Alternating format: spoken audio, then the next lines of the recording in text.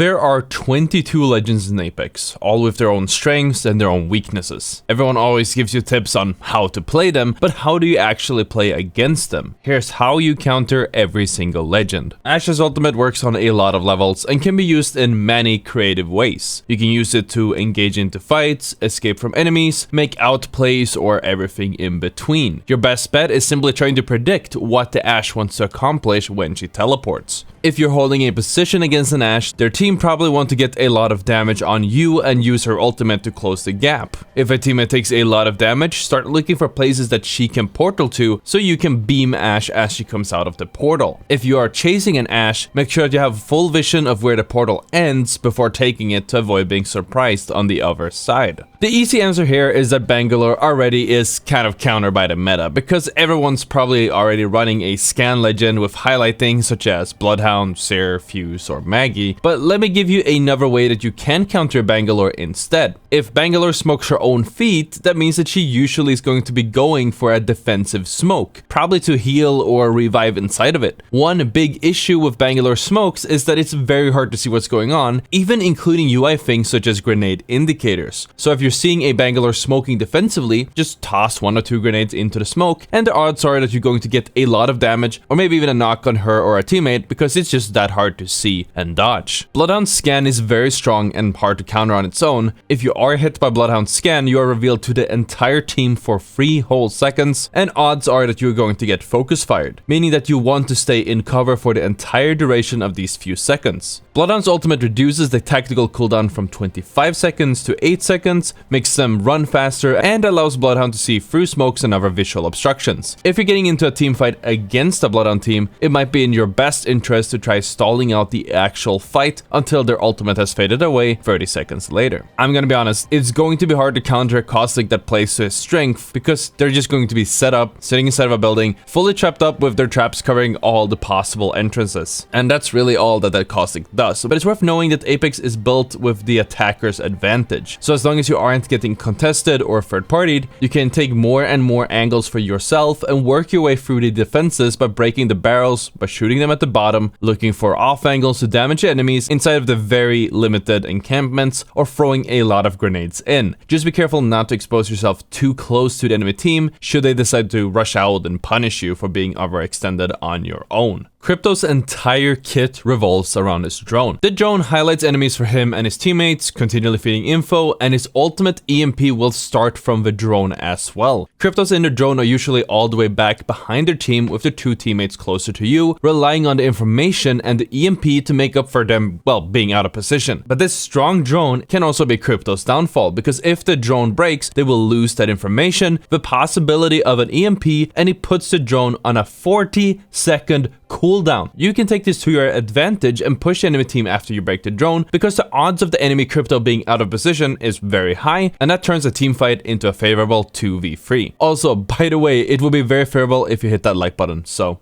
thank you. If you find yourself hit by Fuse's ultimate, you might feel like you want to escape. It does make sense because you're probably exposed, you're fenced in, and you are revealed to his entire team for 17 seconds. But if you walk into the fire, you will take a significant burn damage and you'll get slowed and stunned, which turns you into an easy target. What many don't know is that there is a small window after Fuse used his ultimate where you can simply walk out through the fire without taking a full penalty. And if you aren't able to exit the circle in time, you can just jump over it, either by climbing on top of anything or just doing an easy wall hop to get out of there. Gibraltar's entire kit revolves around keeping himself and his own teammates alive, either from his gun shield, his fortified, or the bubble, which shields him and his team for 12 seconds and allows Gibraltar to do fast revives on downed teammates inside of it. What many still don't know is that the bubble can be countered in a pretty huge way, because the bubble will actually tell you when there only are 5 seconds left until it goes down. That's when it makes this bwomp sound, and then the beam in the middle starts flickering. You can use this to your advantage by counting down about 3 seconds and then sticking an arc star on top of it. The arc star will sit on top of the bubble and then fall down and just blow up on anyone who's still inside once the bubble goes down. This also works with other grenades and abilities, but it depends on the ability, so you'll have to feel out the exact timing yourself. Despite her nerf, Horizon is still hard to counter if used correctly by a full team. Your best bet is knowing that Horizon teams will engage with her ultimate and having an idea of when they are coming, that all of you need to focus fire the ultimate. Horizon's tell is that she will usually use her gravity lift before tossing the ultimate, and you can either try to shoot her out of the air or save your bullet to take the newt out. If you and your teammates react fast enough, you can stop their push dead in their tracks by breaking the ultimate and backing off from where the Horizon and her teammates probably tossed grenades in. This has the added bonus of just leaving the Horizon team standing around and scratching their head, because that is their only win condition. Lifeline is kind of in a bad place already, so this video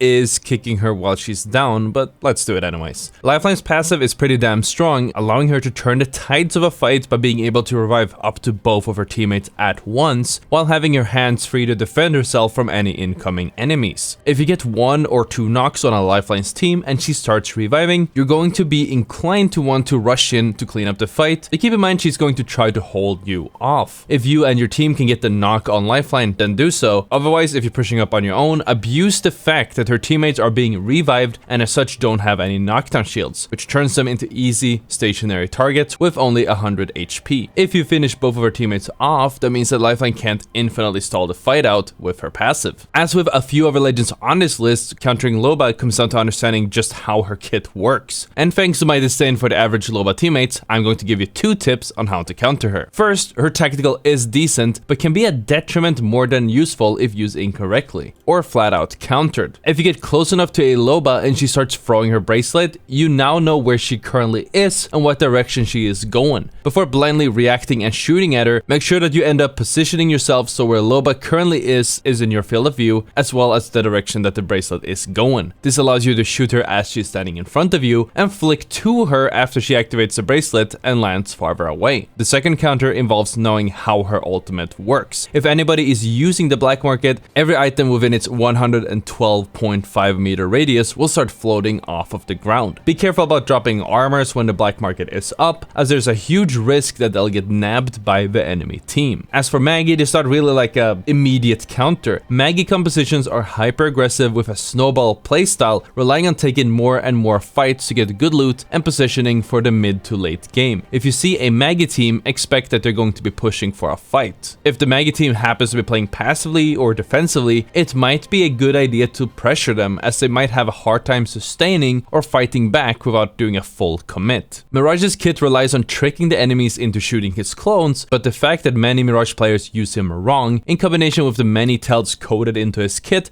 makes him very easy to counter once you know what to look out for. There are 5 ways you can tell which Mirage is the real one. First, if Mirage has an heirloom, he will either hold it or have it equipped, visibly strapped on his back. Secondly, the weapon on Mirage's back will only be reskinned if it's a real Mirage, otherwise it's a default weapon skin. And when it comes to Mirage's ultimate, the real Mirage will flicker for a little bit after activating all of the 5 bamboozles, and if you're close enough to Mirage when he uses his ultimate, the real Mirage will also have blue lights on his body that light up. In fact, these are also visible when he otherwise would go fully invisible at the start of activating his ultimate. And of course, the 5th tell is that the real Mirage is going to be the one that shoots at you. Seeing as Newcastle has a lot of defensive abilities, such as the shielded revive, the energy barrier, and of course his ultimate, it's going to be hard to counter a very defensive Newcastle. But it's worth knowing that his energy barrier is split into 2 portions, both with 400 health each, so an overextended Newcastle who relies too much on his shield can be countered by focus fire from your team, which immediately takes it down. In addition to that, while his castle wall has an electric fence which stuns enemies if touched, that fence only lasts for 30 seconds after depletion and then deactivates. Each castle wall partition has 750 health per section, but can be broken with 2 melee hits if you get close enough. So if a Newcastle takes too much space with his wall, for example by blocking a door, you could surprise him by punching the cover open and then ambushing him because he's probably looking the other way. Octane is one of those legends that kind of counter themselves. His ultimate is very weak, as it puts the user in a predictable trajectory without any chance of shooting back unless you get lucky. Meaning Octane rarely wants to use the ultimate to engage unless the path of travel is behind cover, or the enemy has to heal, revive, or are otherwise unable to peek and punish the jump pad. If you're up against an Octane team and they get substantial damage or even a knock against one of your teammates, stay behind cover but be ready to peek at the sound of the jump pad, and when you do so, this should be easy damage and maybe even an easy knock as well, which can let you turn the tides of the fight completely. Despite having a large, chunky, fridge-sized hitbox, Pathfinder players are very inclined to playing aggressively while looking for off angles. You want to look for opportunities to take a 1v1 versus aggressive Pathfinder players, since more often than not, you should have the advantage thanks to your character simply being smaller and more difficult to hit. As with many movement legends, punishing is key. If you notice Pathfinder wasting his grapple to jump towards your team, try to push him with your team on your heels. A Pathfinder without his grapple is grounded and a very easy target. Rampart's ultimate Sheila is incredibly scary, especially in its mobile mode. This means that a lot of people panic as she whips it out and revs it up, since they don't really have a chance to fight back once it starts firing. But that's kind of the thing. Revving up the Sheila slows Rampart's movement speed down significantly and makes her unable to shoot until it finishes revving about 1.25 seconds later. This makes her a very easy target, and if you can keep her cool,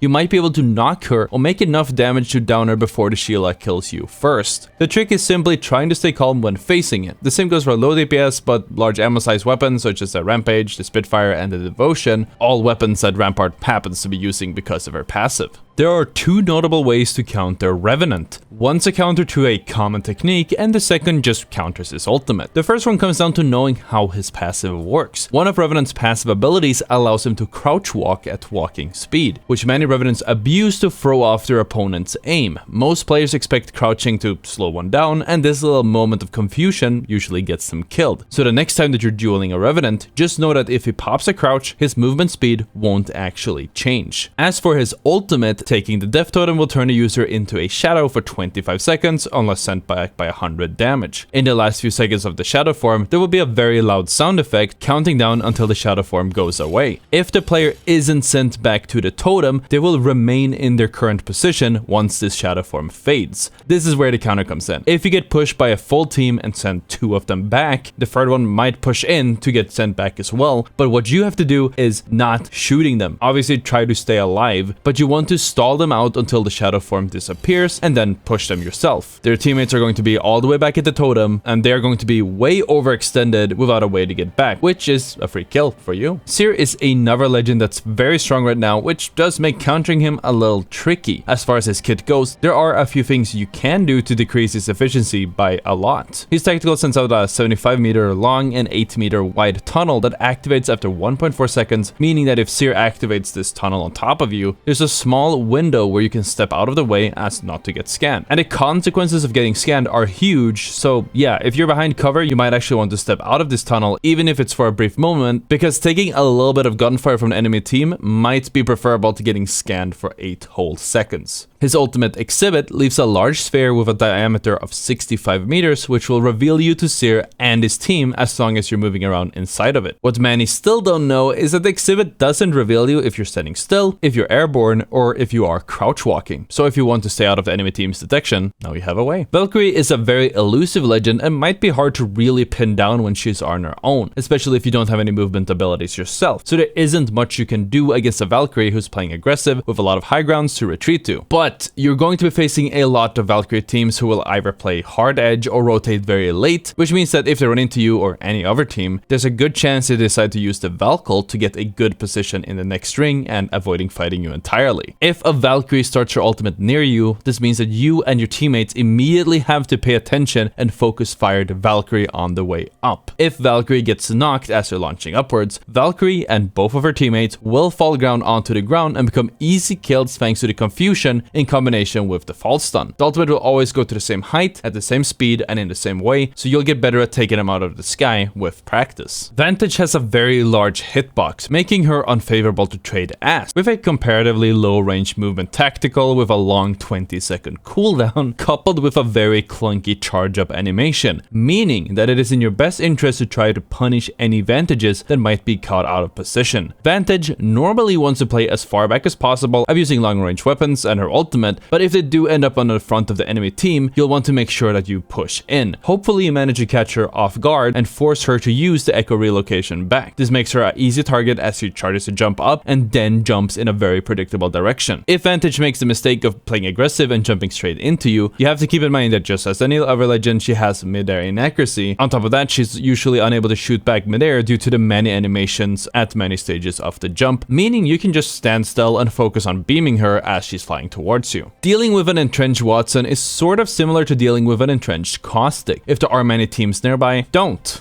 The risk of getting third-partied when you're the one exposed and they're safely sitting behind cover is too high. However, if the WATTSON team is the only team in the area and they are hiding inside of a building, not really posturing or showing presence, you'll want to look for gaps in the defense, either through windows or off angles, or simply by jiggle peeking and gradually breaking her defenses. Some abilities, such as Gibraltar's defensive dome, also temporarily disables defenses as they break line of sight, which allows you to rush a WATTSON team who think they might be unpushable. WRAITH's tactical ability Into the Void makes her unable to take damage from enemies and interact with most of the environment short of ziplines. This means that the Wraith in phase can't interact with doors. If you're fighting a Wraith inside of a building and she uses her phase to escape, you can simply close all the doors and lock her in the room with you, turning her into an easy kill once she inevitably leaves the void. As a bonus tip, if you get a knock on a Wraith with Twitch or TTV in their name, starting a finisher on them will replenish your shield near instantly, as the odds of them leaving are 10 to 1, especially if you dropped on Fragment. As far as tips go, make sure that you've subscribed so you don't miss any of the daily bangers and get the Ottr gang closer to 200,000 subscribers. If you learned a lot and would like to learn a tip for every legend, check out the video on the screen. Thank you so much for watching, and I'll see you all tomorrow.